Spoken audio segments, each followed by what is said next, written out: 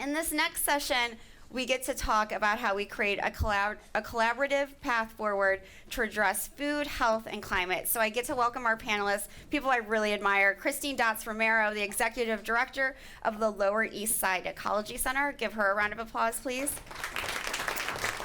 Stephen Jennings, who is the Stakeholder Relations and Brand Lead for Health and Sustainability at Ahold Delhaize. Did I say it right? USA. USA. John De La Parra, who is the Director of the Rockefeller Foundation's Food Initiative. Hey, John. And my friend Jess Fanzo, who is a Professor of Climate and the Director of the Columbia Climate School Food for Humanity Initiative. That is a mouthful. No, I like it. It has all the words I like. I just need to take a brief moment to thank some of our in-kind partners, including Arrow Farms Appeal, Arrell, Beans is How, Bonterra Wine, Bowery Farming, Brooklyn Brewery, Certified Origins, We're a Food Group, Farmers Fridge, and Gotham Greens. That's a mouthful. Okay. Jess, I always like starting panels with you, and I always put you on the spot. So you're going first. Can you talk about, just sort of broadly the link between climate and health? So I think we all know we are in the midst of a climate crisis, and we are all starting to experience these very unpredictable, more immediate extreme events that are associated with climate change, be they heat waves, prolonged droughts, flooding, wildfires. And these are having huge impacts on health outcomes for people around the world, and will continue if we take no action on climate change. And it really goes through what I call the three main pathways: the health system, the water system, and the food system pathways. And that's where we're seeing the manifestations on health impacts. I focus more on nutrition, and the links between climate change and extreme events on nutrition outcomes, be it growth, development, micronutrient deficiencies. We're starting to see that very clearly, with food systems being the major pathway towards that. The problem is, Danny, and I think many of you know, John knows well, we're already grappling with a huge burden of malnutrition in the world. We have about 750 million people who go to bed hungry. I think it's something like 2.8 billion people are overweight and obese now. We still have a very unfinished agenda. I can't see this group. Sorry. I know, it's hard over there. My back's to you. And I'm old, so I can't turn. Anyway, an unfinished agenda around undernutrition with stunting and wasting, and now these famines that are devastating to Sudan and Gaza and other places around the world. And on top of that, we have, I'm going to really depress everybody, but the rest of the panel is going to lift us up. We have these extreme events that are compounding and cascading. And so you've got multiple extreme events coming together for many communities with this big burden of malnutrition, in which every country deals with at least one form of malnutrition. Not one country is immune. Right. So this makes it really hard for governments, NGOs, organizations like Christine's organization, which are trying to grapple with this complexity. So we're asking a lot for our food systems to function. They're getting hit by these shocks, and it's affecting these communities that are, and so I think we're in a situation where we can do a lot across food systems. Food systems have a big role to play in addressing malnutrition, as well as the climate change agenda. And to me, this is where there's hope. And we've had so many side events this week, and I promise to be positive about them. Although, anyway. But there's a huge amount of momentum around food right now, which is amazing. I think one of the, and I'll be quiet after this, I think one of a bit of the limitations, if you go to the COP meetings and the other more global negotiations, is that nutrition specifically is being a little bit neglected. You're seeing health systems, you're seeing food systems enter the climate agenda, but nutrition is often the orphan. It always has been in international development. So how do we as the nutrition community integrate ourselves better into the climate community and sit at that table and start working with the climate community a bit more? I love that, and you're so good at doing that. Thank you for the work you've done over the years. And you're still very young, so I don't know what you're talking about, because if you're old, I'm old, and I'm not going to go there.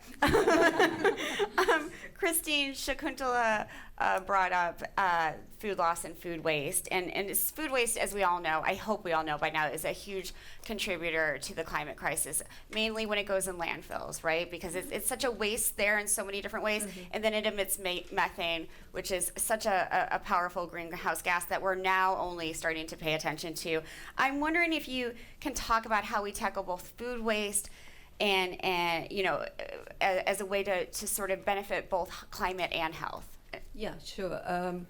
And thank you for inviting me to this panel. And so my name is Christina Datz-Romero, and I work with very much a grassroots organization here in New York City, the Lower East Side Ecology Center.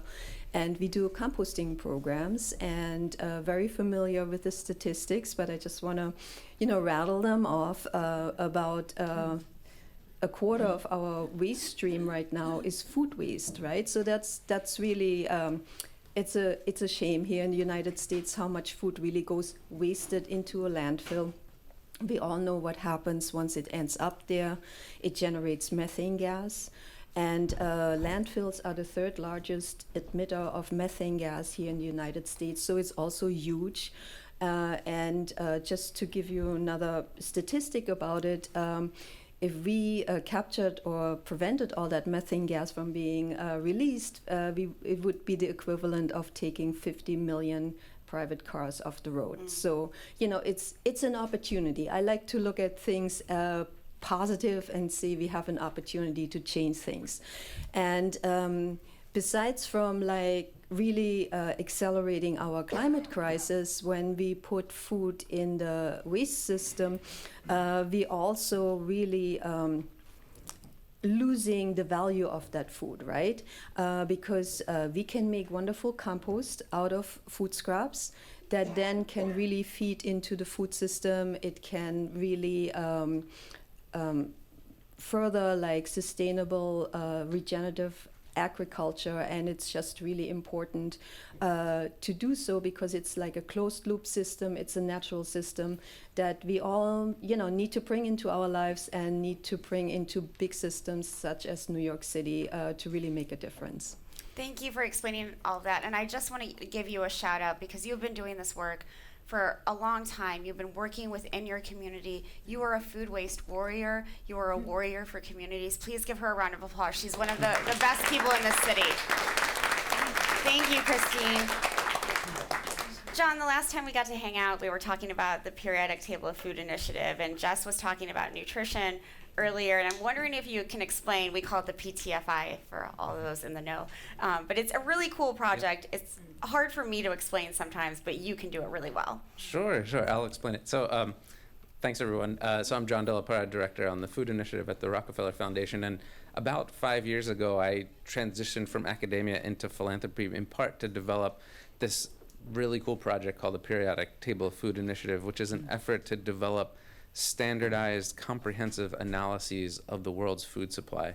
And you might think that sounds kind of boring and maybe we already know what we need to know about our food, but the truth is that we usually measure about 100, maybe 150 things that are in our food. Like you see the back of a food label and you see maybe a couple dozen things, but there are tens of thousands of compounds in our food that might be nutritious compounds. They might be what we call exogenous compounds, or compounds like pesticides or other products that are on the outsides of the food. But those things aren't measured in a standardized, comprehensive way until we developed this project called the Periodic Table of Food Initiative. And it's starting to become a really powerful tool, in part because we built it with communities around the world. We have 9 centers of excellence, 7 of which are in the global south, so that people in their communities can ask and answer the questions about their food that they want to know. And some of those questions that we're seeing, so we funded, for instance, fellowships in every one of these centers of excellence to explore what exactly are the questions that people in these communities have about their foods. So what we're seeing is, how do different practices affect the composition of my food, for instance? That ultimately leads to nutritional questions. So one of the big questions around things like agroecology, regenerative agriculture, and even practices associated with traditional ecological knowledge is how and how much do those practices change the composition of the foods that we're eating as compared to what we call conventional or industrialized agriculture. There are some studies done here and there, but there hasn't been a wide-scale, comprehensive study to definitively show that these foods are changing composition in a way that can improve human health. And that's one of the reasons that we developed this is so for the first time we have really strong empirical, comparable data that can be used everywhere around the world. The data and the standardization are very cool, and I nerd out on those, obviously. But what I like most about the PTFI is that what you said before about you've brought all these centers of excellence together. You're involving communities. There's a lot of co-creation. There's a lot of talking to those with lived experience and farmers, and they're a central part of this. Can you talk a little bit about that? Yeah, so I mean, from the very beginning, you might think, well, what foods get analyzed, right? Because there's thousands of foods to look at. So from the very beginning, we started by talking to not just academics, not just people in industry, but community leaders, women's groups, farmer groups, to nominate foods that were important to those people. And actually, we published a paper in Nature Food at the beginning of this year that explicitly talks about the methodology we took to select what would be the first about 1,700 foods that we are inspired to analyze that need additional analysis. And then in what we call the demonstration projects, because now you have all of these data, the question becomes, so what? We collect lots of data on lots of things, but how are we going to actually functionalize that? So we started to develop these demonstration projects with farmers, and in addition to things like the actual composition, so maybe you see all these chemical molecules and the quantities of them in a food, we also collect what we call the metadata. So we've developed things like a regenerative agriculture metadata module that allows us to collect lots of information, like all the different practices that might be used to grow those foods. And this is all done in partnership with farmers. Our first pilot is in Ghana and Kenya. And how might we grow those foods? How are those foods processed? How are they stored? All those things can change the chemistry of food. So, only by talking to people are you able to actually get to all this types of additional knowledge to answer the questions that are important. It's so fundamental to everything that you're doing. It's so exciting too, and I can't wait to see what keeps coming out of this. So thank you for that work. Stephen, yesterday one of our panelists quoted Monty Python and said, now for something completely different. So I want to talk to you about retailers, and you've been such a good partner over the last year and a half to the White House and Food Tank on, the White House National Strategy on Hunger, Health, and Nutrition, or Nutrition and Health. I get it confused all the time. But I'm wondering how you can talk, if you can talk about how a retailer like Ahold, Delhaize, USA is working with other companies and organizations to support a way of farming that centers health. Yeah, so not the easy question to start with, but so if you don't know who we are the largest East Coast grocery retail group stretching from Maine to Georgia and over to Kentucky and Tennessee there. So, and first and foremost, I'm a grocery nerd. Danny knows this. So I started 28 years ago as a bagger in one of our stores outside Philadelphia, and I just fell in love with the business. Everything from, the basics all the way to these complicated conversations that we have today around healthy food access, affordability, all the things that people try not to touch sometimes because it gets a little scary. So I have two partnership examples to share first. And one is, we have those scalable partnerships, and a lot of those are actually very fresh this year. And that's with our CPG partners. So if we want to scale something, bring something to market, we go to those partners to figure out how to do that. So an example would be partnership with Kellanova that was announced earlier. They had a great event actually yesterday, I believe it was. And it was highlighting how to transition a popular product, partnering with the local farmers in North Carolina to provide regenerative wheat that would be commingled to create Cheez-Its. So everyone knows Cheez-Its, so that's a great kind of door in. But that's one product, right? And we could argue, that's maybe not the healthiest product, but it's a product people know. And then just think about subliminally, it starts to provoke the conversation around, oh, well, that's cool, tell me more. And then we have other partnerships with shrimp decarbonization, with Thai Union, and then just last week, a co-investment with General Mills on transitioning 70,000 acres to regenerative practices. That's all great, right? But I'm going to tell you what the biggest struggle is. And this is just my personal take. So my friends live streaming, I might get some nasty grams about it, but it's the importance of internal partnerships. So I know you all work with organizations. I guarantee you, we all have silos that we have to fight, break down in order to work together to bring things to life. Well, when it comes to healthier food access and affordability, we literally have to talk to every functional area within our organization. And just like our customers, not everyone buys into some of these things, right? So we have to fight some of those, dispel some things, and it's the biggest thing for us is the perception that health doesn't sell. So we already have that barrier on the customer side and on the supply and demand with the internal side. So those are things that we've been working on, I would say a lot. If I hear the word socialization one more time, it is driving me crazy. We've socialized to death. But if we never get internal buy-in from the merch team to HR to pricing, like we're never going to be able to scale and bring this together for our customers. So that's what we're focusing on every day.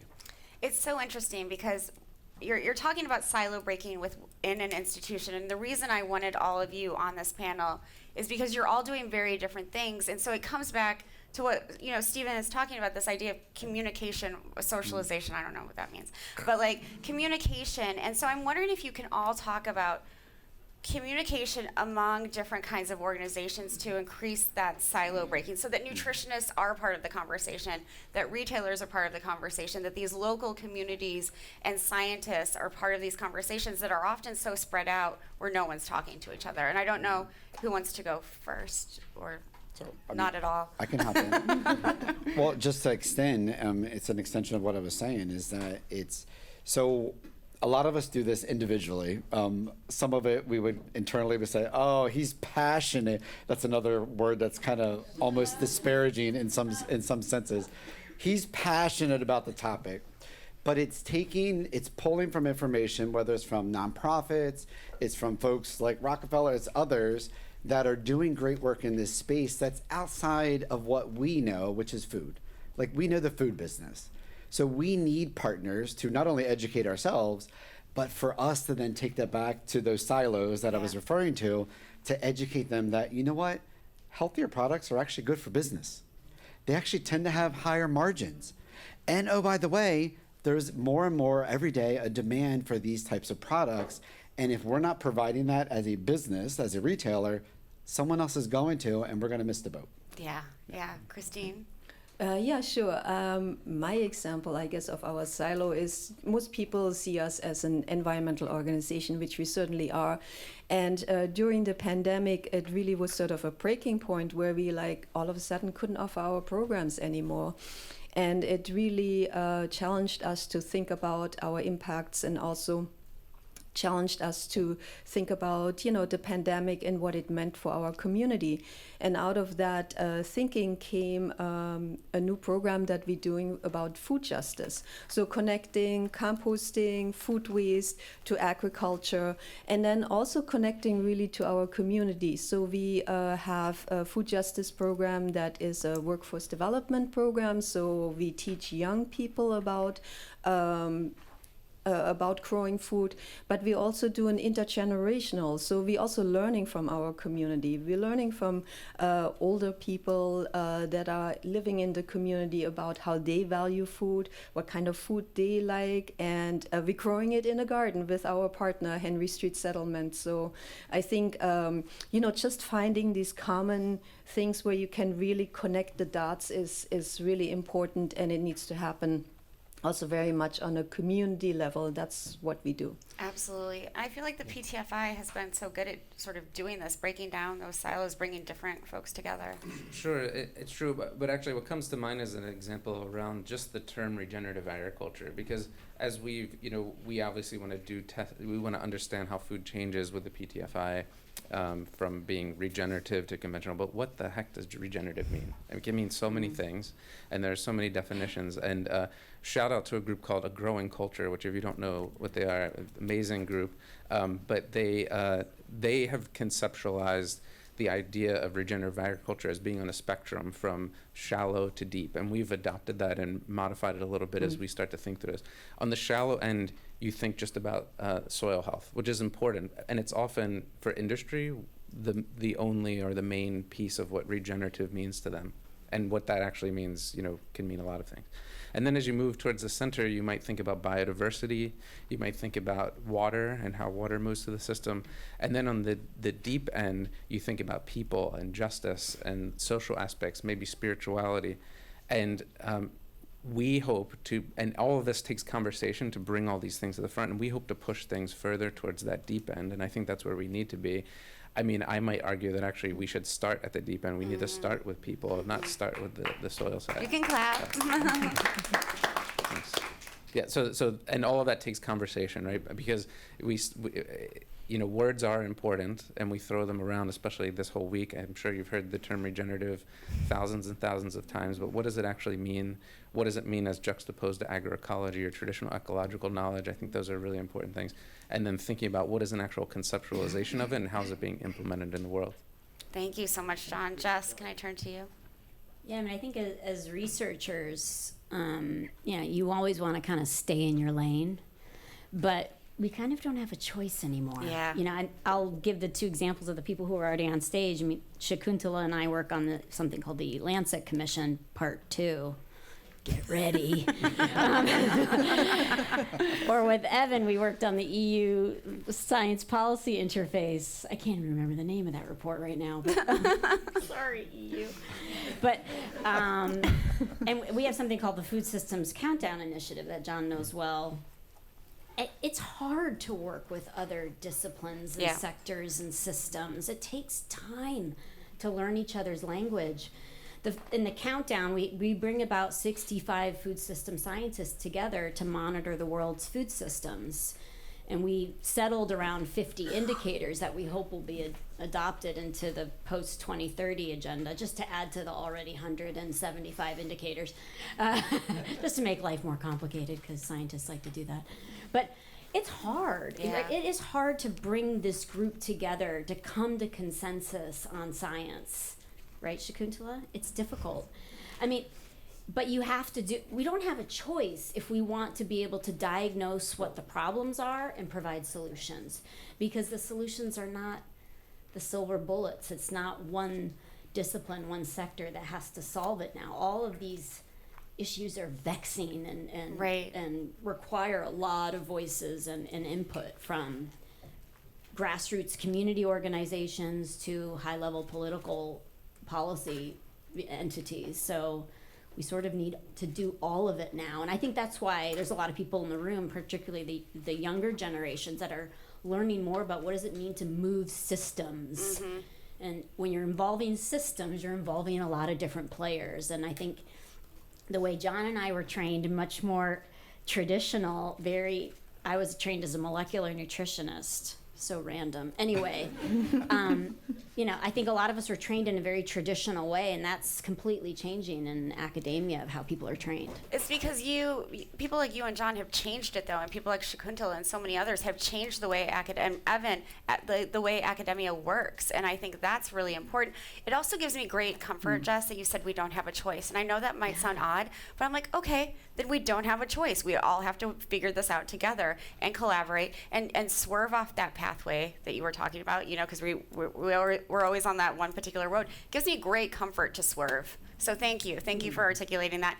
In the last, I'm going to put another 30 seconds on the clock. In the last 2 minutes that we have left, I'd like a call to action from each of you. And Christine, if I can start to you. I think during Climate Week, we should always end these panels with a call to action, because I want people to feel invigorated and that they have a to-do list. Sure, yeah. I mean, my call to action would be to really get involved in your community and do something, even if it's something small, like starting to separate your food waste.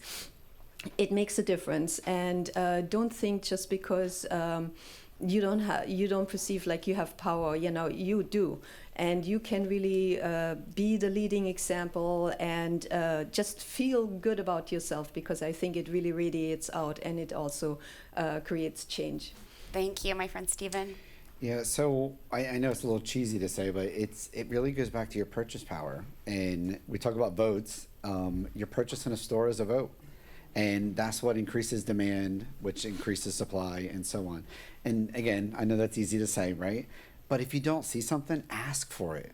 That also creates that pocket of demand and that request that we can take back not only to our vendors and suppliers, but one thing we do influence is our portfolio of wonderful private brand products. Those are places where we can influence, whether it's reformulations or increasing healthier assortments, and we're doing that all behind the scenes. So that's my go-to when you go to your store, but also be kind. Be kind to your grocer, be kind to your cashier, to your bagger. They work so hard. They made it through COVID as well. Yeah. Just let's be kind to each other. Love it. Thank you, John. Yeah, I think that for me, the most important thing has been to center Indigenous and frontline voices in any of these conversations. And just yesterday, I was having a conversation with a good friend of mine, an Indigenous leader, and I was very frustrated with the conversation I had with industry. And, the way that it was mentored to me is that, when you're talking to instantiated capitalist colonial powers, you can't talk to them about rights because they don't care about rights. What they care about are risks. And if you tell them what the risks are in their language, that's the greatest way to appeal to them to make change. Thank you so much, Jess. Can I do two? Of course. First one, support Danny and Food Tank. She's amazing. She doesn't get enough credit for everything she does. Thanks. It's insane how much work Danny And Bernie and Elena and Kenzie. the entire Food Tank team. And it's really incredible. But Thank second, you. this was not the topic of this talk. But vote, do everything you can for whoever you want to vote for. I'm assuming this group leans a certain way, but we got 2 months. This is one of the most important elections. It really matters for the climate agenda. It really matters for food systems. This is going to be one of the most important elections in U.S. history.